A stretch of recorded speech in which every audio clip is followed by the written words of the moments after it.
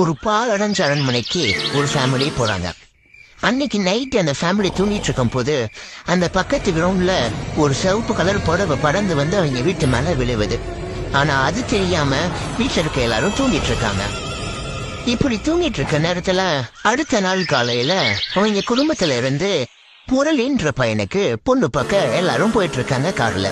அப்படி போயிட்டு இருக்கும் போது பொண்ணோட தங்கச்சி என்ன பண்றாங்க, மாப்பிள்ள வரக்கூடாதுன்னு சொல்லி கல் எடுத்து கார் மேல அடிக்கிறாங்க.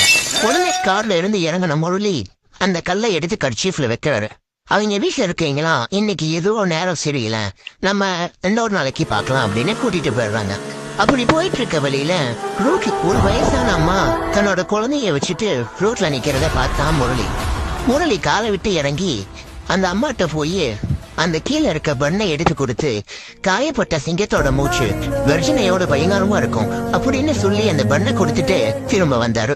இதெல்லாம் ஒரு பக்கம் நடக்கையில